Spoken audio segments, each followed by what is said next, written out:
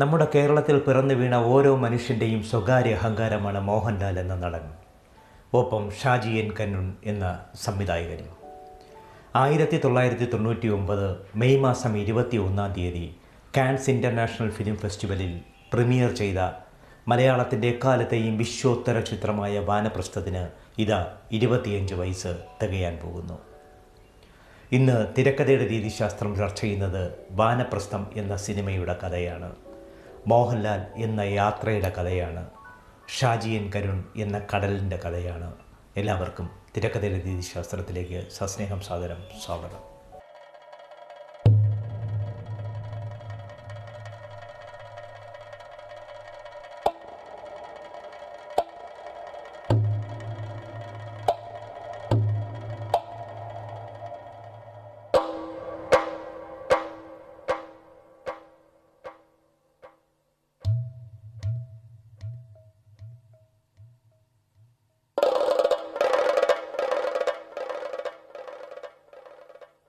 1999 May മാസം കാൻസിൽ നിൽക്കുമ്പോൾ സംവിധായകൻ ഷാജി എൻ കരുൺ തനിക്കൊപ്പം ഉണ്ടായിരുന്ന നടൻ മോഹൻലാലിനോട് ചോദിച്ചു, മോഹൻലാലിനറിയാമോ ഇവിടെ എങ്ങനെയാണ് നമ്മുടെ രാജ്യത്തിൻ്റെ ദേശീയ പതാക പാറിപ്പറക്കുന്നതെന്ന്?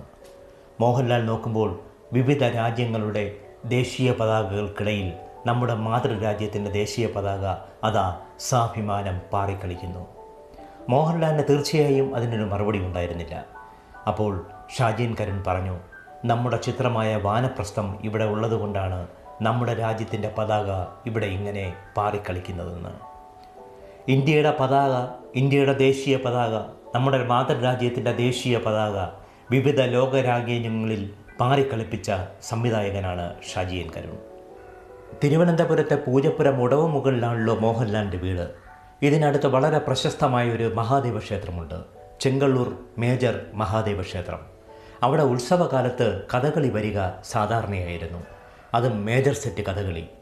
മോഹൻലാലിൻ്റെ പിതാവ് വിശ്വനാഥ് നായർ ഒരു കഥകളി ഭ്രാന്തനായിരുന്നു. അദ്ദേഹം മോഹൻലാലിനെയും കൊണ്ട് ഉത്സവകാലത്ത് രാത്രിയുടെ അന്ത്യയാമങ്ങളിൽ കഥകളി കാണാൻ ചെങ്കള്ളൂർ അമ്പലത്തിലേക്ക് പോകും. ചെങ്കള്ളൂർ അമ്പലത്തിലിരുന്ന് കഥകളി കുറച്ചു നേരം മോഹൻലാൽ ആസ്വദിക്കും, കുറച്ചു നേരം ഉറങ്ങും, വീണ്ടും എഴുന്നേൽക്കുമ്പോൾ വീണ്ടും ആസ്വദിക്കും. തൻ്റെ പിതാവ് കഥകളിയിൽ അങ്ങ് ആഭഗ്നനായിരിക്കുന്നത് കുഞ്ഞായിരിക്കെ മോഹൻലാൽ പലവട്ടം കണ്ടിട്ടുണ്ട്. ഒരുപക്ഷെ അച്ഛൻ നിന്നാവാം മോഹൻലാലിന് കഥകളിയിൽ മോഹം തോന്നിത്തുടങ്ങിയത്.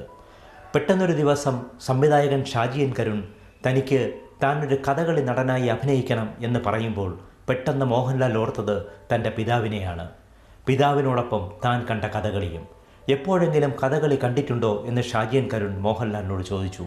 മോഹൻലാൽ അപ്പോൾ തിരുവനന്തപുരത്തെ പൂജപ്പുരയിൽ താൻ അനുഭവിച്ച ആ പഴയ കഥകളി യോഗത്തെക്കുറിച്ച് ഷാജി എൻ കരുണിനോട് പറഞ്ഞു. ഷാജി എൻ കരുൺ വല്ലാത്ത രസകരമായി, വല്ലാത്ത സ്നേഹത്തോടു കൂടി ആ കഥ കേട്ടിരുന്നു. ഷാജി എൻ കരുണിൻ്റെ മലയാളത്തിലെ ഏറ്റവും പ്രശസ്തമായ ചിത്രമായ വാനപ്രസ്ഥത്തിലേക്ക് മോഹൻലാൽ എന്ന നടൻ കടന്നു വരുന്നതിൻ്റെ തുടക്കം ഇതാണ്. ഒരു ആക്ടറിനും ഒരു പെർഫോമറിനും വന്നു ചേരുന്ന ആഗണിയാണല്ലോ യഥാർത്ഥത്തിൽ വാനപ്രസ്ഥം എന്ന കഥ. വല്ലാത്തൊരു തരം ഐഡൻറ്റിറ്റി ക്രൈസിസ് അനുഭവിക്കുന്ന ഒരു സിനിമ. 4 സ്ത്രീകളുടെ ജീവിതത്തിലൂടെ ഒരു കലാകാരൻ്റെ കഥ പറയുക. അച്ഛൻ ആരെന്നറിയാത്ത ബാല്യം, പിന്നീട് അച്ഛൻ ആരെന്നറിഞ്ഞപ്പോൾ അച്ഛൻ പുച്ഛിച്ചു തള്ളുന്ന ഒരു ബാല്യം, വളർന്നപ്പോൾ മകൻ തള്ളിപ്പറയുന്ന ബാല്യം, എപ്പോഴും ആട്ടവിള കണയുന്നതുവരെ കാത്തിരിക്കുന്ന മകളുടെ സ്നേഹം, എപ്പോഴും പിറുപിറുക്കുന്ന ഭാര്യ, കൂടുതലും നിശബ്ദതയിൽ ജീവിക്കുന്ന അമ്മ, വലിയ മനക്കലെ ആശ്രിതയായ ഒരു സ്ത്രീയിൽ നമ്പൂതിരിക്കുണ്ടാവുന്ന മകന് സംഭവിക്കുന്ന എല്ലാ ആകുലതകളും കുഞ്ഞിക്കുട്ടൻ എന്ന കഥകളി കലാകാരനിൽ നിറഞ്ഞു നിന്നു. കുഞ്ഞിക്കുട്ടൻ എന്ന കഥകളി കലാകാരനെ മോഹൻലാലിലൂടെ അല്ലാതെ നമുക്കെങ്ങനെയാണ് കാണാൻ കഴിയുക? എത്രമാത്രം പെർഫെക്റ്റായിട്ടാണ് ആ കഥാപാത്രത്തെ അദ്ദേഹം അവതരിപ്പിച്ചത്. ഇങ്ങനെ ഒരു വേഷത്തെക്കുറിച്ച് ഷാജി എൻ കരുൺ മോഹൻലാലിനോട് പറയുമ്പോൾ യഥാർത്ഥത്തിൽ മോഹൻലാലിൻ്റെ മനസ്സിൽ ആശങ്കകളാണ് നിറഞ്ഞത്. എങ്ങനെ താൻ ഈ കഥാപാത്രത്തെ അവതരിപ്പിക്കും എന്ന കാര്യത്തിൽ അദ്ദേഹത്തിന് ഒരു രൂപവും ഉണ്ടായിരുന്നില്ല. പണ്ടെങ്ങോ കണ്ടുമറന്ന കഥകളി രൂപങ്ങൾ മാത്രമായിരുന്നു മനസ്സിൽ. അപ്പോഴും ഷാജി എൻ കരുൺ അദ്ദേഹത്തിന് കൊടുത്തൊരു കോൺഫിഡൻസ് ഉണ്ട്. ഇത് വല്ലാത്തൊരു ക്രൈസിസാണ്, ഒരു സാധാരണ മനുഷ്യൻ്റെ, ഒരു കലാകാരൻ്റെ ക്രൈസിസ്. എപ്പോഴും ആർക്കും വന്നു ചേരാവുന്ന ഒരു ആഗണി, അതിനെ പല തലങ്ങളിലൂടെ വളരെ പരോക്ഷമായും പ്രത്യക്ഷമായും അവതരിപ്പിച്ചു പോവുക. ഷാജി എൻ കരുണിൻ്റെ വാക്കിലെ കോൺഫിഡൻസാണ് മോഹൻലാൽ ഏറ്റെടുത്തത്. പിന്നീട് ഒരിക്കൽ മോഹൻലാൽ പറഞ്ഞിട്ടുണ്ട്, ഈ ചിത്രത്തിൽ താൻ അഭിനയിച്ച ചിത്രം റിലീസ് ചെയ്ത് കഴിയുമ്പോൾ പാലക്കാട്ടെ ഒളപ്പമണ്ണമണയിൽ മനയിൽ ഒരു ഷൂട്ടിങ്ങിന് മോഹൻലാൽ പോയി. അവിടെ ഒരുപാട് പ്രായം ചെന്ന സ്ത്രീകൾ മോഹൻലാലിനെ കാണാൻ കാത്തു നിൽക്കുന്നുണ്ടായിരുന്നു. ഓരോരുത്തരും പലരും മോഹൻലാലിനെ വന്ന് കെട്ടിപ്പിടിച്ച ശേഷം അദ്ദേഹത്തോട് പറഞ്ഞു, ഞങ്ങൾക്ക് ഞങ്ങളുടെ കൃഷ്ണൻ നായരെ തിരിച്ചു കിട്ടിയെന്ന്. ആരായിരുന്നു കൃഷ്ണൻ നായർ? യഥാർത്ഥത്തിലുള്ള നമ്മുടെ കലാമണ്ഡലം കൃഷ്ണൻ നായർ. കലാമണ്ഡലം കൃഷ്ണൻ നായർ മോഹൻലാലിലൂടെ, കുഞ്ഞിക്കുട്ടനിലൂടെ പുനർജനിക്കുകയായിരുന്നുവെന്ന് പാലക്കാട്ടെ കഥകളി പാരമ്പര്യമുള്ള ആ കുടുംബം മുഴുവൻ, ഒരു കൂട്ടം സ്ത്രീകൾ ഒരു വലിയ മനയിൽ വെച്ച് മോഹൻലാലിനോട് പറയുകയുണ്ടായി. ഇതല്ലേ യഥാർത്ഥത്തിൽ ഒരു നടൻ്റെ വിജയത്തിൻ്റെ അടിസ്ഥാനം? ഇതിൽ കൂടുതൽ അഭിമാനിക്കാൻ എന്താണുള്ളത്? വാനപ്രസ്ഥത്തിൻ്റെ തിരക്കഥയെ ഷാജി എൻ കരുൺ എക്കാലവും വിശേഷിപ്പിച്ചിട്ടുള്ളത് സംവാദമായിട്ടാണ്. 2 മണിക്കൂർ നീണ്ടു നിൽക്കുന്ന ഒരു സംവാദം, ജീവിതവും മനുഷ്യനും തമ്മിലുള്ള സംവാദം, അയാളുടെ യാത്രകളുടെ പൊരുളറിയാനുള്ള സംവാദം. ആകസ്മികതകളാണ് കുഞ്ഞിക്കുട്ടൻ എന്ന മനുഷ്യൻ്റെ ജീവിതത്തെ എക്കാലവും നയിച്ചിട്ടുള്ളത്. ഭാര്യ അയാൾക്ക് നൽകിയത് ആകസ്മികതകൾ മാത്രം, കാമുകി നൽകിയതും അങ്ങനെ തന്നെ, അമ്മ നൽകിയതും അങ്ങനെ തന്നെ, അച്ഛൻ നൽകിയതും അങ്ങനെ തന്നെ, മകളും മകനും നൽകിയത് അതുതന്നെയാണ്. ഈ ആകസ്മികതകൾക്കിടയിലാണ് സുഭദ്ര എന്ന കാമുകി അയാൾക്ക് ഉണ്ടാവുന്നത്. സുഭദ്ര ആരെയാണ് പ്രണയിച്ചത്? കുഞ്ഞിക്കുട്ടൻ എന്ന മനുഷ്യനെ അല്ല, അയാൾ കെട്ടിയാടുന്ന അർജുനൻ്റെ രൂപത്തെയാണ്. അർജുനനിൽ ഒരു മകൻ ഉണ്ടാവാനാണ് അവൾ ആഗ്രഹിച്ചത്. ഇങ്ങനെ പല മനുഷ്യരോടുള്ള സംവാദമായിട്ടാണ് ഈ ചിത്രം വികസിക്കുന്നത്. മലയാളത്തിലുണ്ടായിട്ടുള്ള ഏറ്റവും നല്ല തിരക്കഥകളിലൊന്നായി വാനപ്രസ്ഥത്തെ വിശേഷിപ്പിക്കാൻ കാരണവും ഇത് തന്നെയാണ്. ജീവിതത്തിൻ്റെ അർത്ഥമറിയാനുള്ള യാത്രയാണിതെന്ന് വാനപ്രസ്ഥത്തിന് സംഭാഷണം എഴുതിയ പ്രശസ്ത തിരക്കഥാകൃത്ത് രഘുനാഥ് പലേരിയും പറഞ്ഞിട്ടുണ്ട്. മലയാളത്തിലെ ആദ്യകാലത്തെ വിദേശ സംരംഭമായിരുന്നു വാനപ്രസ്ഥം എന്ന ചിത്രം. ഇൻഡോ ഫ്രഞ്ച് ജർമ്മൻ സംരംഭം. ഇതിൽ മോഹൻലാലും നിർമ്മാണ പങ്കാളിയായി. റെനാറ്റോ ബർത്തയുടെ ഛായാഗ്രഹണം, അതിനൊപ്പം സന്തോഷ് ശിവൻ്റെയും ക്യാമറ, ഉസ്താദ് സക്കീർ ഹുസൈൻ്റെ സംഗീതം, ഇങ്ങനെ പലതുകൊണ്ടും വാനപ്രസ്ഥം തീർത്തും വ്യത്യസ്തമാണ്.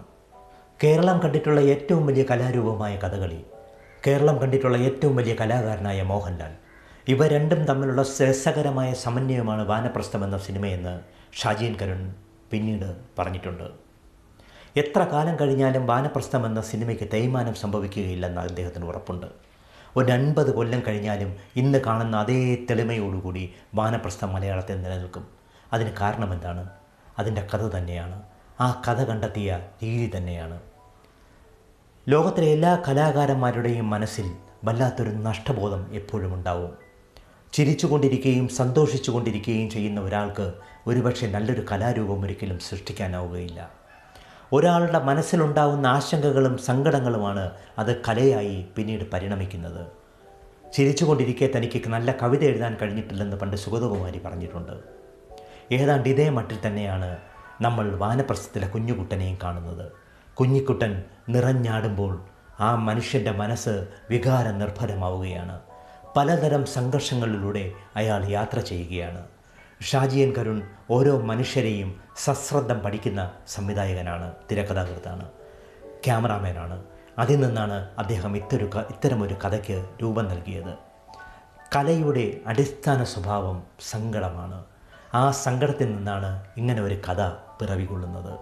ഒരുപക്ഷെ കഥകളി കലാകാരന്മാരുടെ ജീവിതം വളരെയധികം സങ്കീർണതകളിലൂടെ കടന്നു പോകുന്നതാണ്. സാമ്പത്തികമായൊന്നും അത്ര ഉന്നമനത്തിലായിരിക്കുകയില്ല അവരുടെ ജീവിത നിലവാരം. വളരെയധികം കഷ്ടപ്പാടുകളിലൂടെ കടന്നു പോകുമ്പോൾ മണിക്കൂറുകളാണ് അവർ കഥകളിക്കായി ഒഴിഞ്ഞു വയ്ക്കുന്നത്. അവരുടെ ജീവിതത്തിൽ കുടുംബത്തിനല്ല പ്രാധാന്യം, അവരുടെ ജീവിതത്തിൽ കളിക്കാണ് പ്രാധാന്യം. മോഹൻലാൽ ഒരിക്കൽ പറഞ്ഞു, 8-9 മണിക്കൂർ ഞാൻ ചുട്ടികുത്തി ഒരേ നിൽപ്പിൽ നിന്നിട്ടുണ്ടെന്ന്. കഥകളി കലാകാരന്മാർ ചുട്ടികുത്തിക്ക് നിൽക്കുമ്പോഴും അവർക്കിരിക്കാൻ സാധിക്കും. പക്ഷേ മോഹൻലാലിന് ഇരിക്കാൻ കഴിഞ്ഞിട്ടില്ല. പ്രാഥമിക കൃത്യങ്ങൾ നടത്താൻ കഴിയുകയില്ല. കാരണം അദ്ദേഹം അടിസ്ഥാനപരമായി ഒരു കഥകളി കലാകാരനല്ല. വെറും 1 മാസം കൊണ്ടാണ് അദ്ദേഹം കഥകളി അഭ്യസിച്ചത്. ബാലസുബ്രഹ്മണ്യം ആശാൻ്റെ കീഴിൽ 1 മാസം കൊണ്ട് അദ്ദേഹം കഥകളി അഭ്യസിച്ചു കഴിഞ്ഞപ്പോൾ പിന്നീട് കലാമണ്ഡലം ഗോപി പറഞ്ഞതുപോലെ 1 മാസം കൊണ്ട് എങ്ങനെയാണ് ഒരു കലാകാരന് കഥകളി കലാകാരനാകാൻ കഴിയുക? കലാമണ്ഡലം ഗോപി ഇതിൽ അത്ഭുതം കൂറിയിട്ടുണ്ട്. മോഹൻലാലിനോട് തനിക്ക് അസൂയ തോന്നിയിട്ടുണ്ടെന്ന് അദ്ദേഹം പറഞ്ഞിട്ടുണ്ട്. നല്ലൊരു വാദ്യ കലാകാരനായ നെടുമുടി വേണുവും ഇതേ കാര്യം പിന്നീട് ആവർത്തിച്ചിട്ടുണ്ട്. മോഹൻലാലിനോട് തനിക്ക് അസൂയ തോന്നിയിട്ടുണ്ടെങ്കിൽ അത് വാനപ്രസ്ഥം എന്ന സിനിമ മാത്രമാണെന്നാണ് നെടുമുടി വേണു പിൽക്കാലത്ത് പറഞ്ഞിട്ടുള്ളത്. 7-8 മണിക്കൂർ മാത്രം വർക്ക് ചെയ്യണമെന്ന ലേബർ ലോസുള്ള രാജ്യമാണ് നമ്മുടേത്. അവിടെയാണ് 13 മണിക്കൂർ മോഹൻലാലിനെ പോലൊരു നടൻ ചുട്ടികുത്തി കാത്തുനിന്നത്. ഒപ്പമുള്ളതോ മലയാളത്തിൽ അറിയപ്പെടുന്ന കഥകളി കലാകാരന്മാർ. അവരുടെ ജീവിതത്തെ നോക്കിക്കാണുകയായിരുന്നു ഓരോ നിമിഷവും മോഹൻലാൽ. അവരുടെ ജീവിതത്തിന് എത്രമാത്രം സ്വസ്ഥതയും സമാധാനവുമാണെന്ന് അദ്ദേഹം തിരിച്ചറിഞ്ഞു. വാനപ്രസ്ഥം എന്ന സിനിമ തൻ്റെ സ്വഭാവത്തെ വരെ മാറ്റിമറിച്ചിട്ടുണ്ടെന്ന് പിൽക്കാലത്ത് മോഹൻലാൽ പറഞ്ഞിട്ടുണ്ട്. ചുട്ടികുത്തി നിൽക്കാൻ വയ്യാതെ ഒരുപാട് നേരം ഛർദ്ദിച്ചിട്ടുണ്ട് മോഹൻലാൽ. വല്ലാത്തൊരു പീഡാനുഭവമായിരുന്നു അത്. എന്നാൽ ഒരിക്കലും മോഹൻലാൽ ഇതിനൊരു പീഡാനുഭവമായി കരുതുന്നില്ല. കാരണം തനിക്കൊപ്പം നിന്ന കലാകാരന്മാരെല്ലാം തന്നെക്കാൾ കൂടുതൽ കാലം ഇത്രയുമാത്രം കഷ്ടപ്പെട്ടാണ് കഥകളി അവതരിപ്പിച്ചിട്ടുള്ളത്. കാണികളുടെ മുമ്പിൽ കഥകളി നിറഞ്ഞാടുമ്പോൾ അവർ മാനസികമായും ശാരീരികമായും അനുഭവിക്കുന്ന വേദനകൾ മോഹൻലാലിനെ മറ്റൊരു മനുഷ്യനാക്കി തീർത്തു. ക്ഷമയുടെ ഒരു വലിയ പാഠമാണ് മോഹൻലാൽ അപ്പോൾ പഠിച്ചത്. താനൊരു തപസ്സാണ് അനുഷ്ഠിച്ചതെന്ന് മോഹൻലാൽ പറഞ്ഞിട്ടുണ്ട്. താൻ തൻ്റെ ധർമ്മമാണ് പൂർത്തിയാക്കിയതെന്നും മോഹൻലാൽ പറഞ്ഞിട്ടുണ്ട്.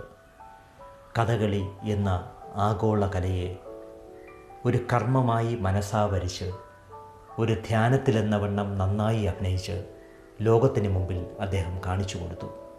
കലാകാരൻ്റെ ദുഃഖം, കഥകളി എന്ന കലാരൂപത്തിൻ്റെ പ്രാധാന്യം ഒക്കെ. കലാമണ്ഡലം ഗോപിയാശാൻ, കലാമണ്ഡലം കേശവൻ, കുടമാളൂർ കരുണാകരൻ, കീഴ്പ്പാടം കുമാരനാശാൻ, അപ്പുക്കുട്ടൻ പൊതുവാൾ, മട്ടന്നൂർ ശങ്കരൻകുട്ടി, ഇങ്ങനെ ലോകമറിയപ്പെടുന്ന ഒട്ടനവധി കലാകാരന്മാർ, കലാമണ്ഡലം ഗോപി ഉൾപ്പെടെയുള്ളവർ, അവർ പറഞ്ഞു തന്ന പാഠങ്ങൾ. ഒരിക്കൽ കലാമണ്ഡലം ഗോപി ഒരനുഭവം പങ്കുവയ്ക്കുകയുണ്ടായി. അദ്ദേഹം പറഞ്ഞതിതാണ്: മോഹൻലാൽ തന്നെ 2 കാര്യങ്ങൾ പഠിപ്പിച്ചുവെന്ന്. മോഹൻലാൽ തന്നെ 2 കാര്യങ്ങൾ പഠിപ്പിച്ചുവോ? മോഹൻലാലിൻ്റെ സാന്നിധ്യത്തിലാണ് ഇങ്ങനെ അദ്ദേഹം പറഞ്ഞത്. അതെന്തായിരുന്നു എന്നറിയാവോ? ഒരു രംഗത്ത് അദ്ദേഹം അഭിനയിക്കുമ്പോൾ പരിഭ്രമിക്കാതെ അഭിനയിക്കണം എന്ന് മോഹൻലാൽ പറഞ്ഞത്രേ. മറ്റൊരിക്കൽ കലാമണ്ഡലം ഗോപിയാശാൻ കുഞ്ഞുകുട്ടനെ, അതായത് മോഹൻലാലിൻ്റെ നായക കഥാപാത്രത്തെ അടിക്കുന്ന ഒരു രംഗമുണ്ട്. മോഹൻലാലിനെ അടിക്കാനുള്ള ധൈര്യമൊന്നും കലാമണ്ഡലം ഗോപിയാശാൻ ഉണ്ടായിരുന്നില്ല. അല്ലെങ്കിൽ അതിനുള്ള വിഷമം അദ്ദേഹത്തിനുണ്ടായിരുന്നു. അദ്ദേഹം ചെറുതായി ഒന്ന് തട്ടി. ഇങ്ങനെ തട്ടിയാൽ പോരെ ആശാനെ, എന്നെ നന്നായിട്ടൊന്ന് അടിച്ചേ എന്ന് മോഹൻലാൽ ഗോപിയാശാനോട് പറഞ്ഞു.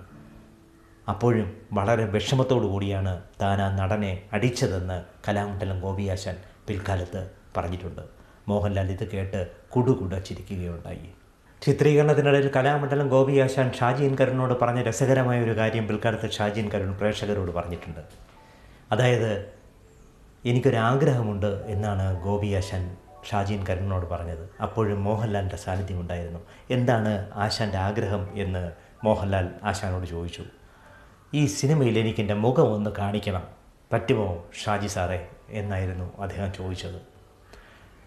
തീർച്ചയായും അങ്ങയുടെ മുഖം കാണിക്കാം എന്നായിരുന്നു ഷാജീൻ കരുണിൻ്റെ വാഗ്ദാനം.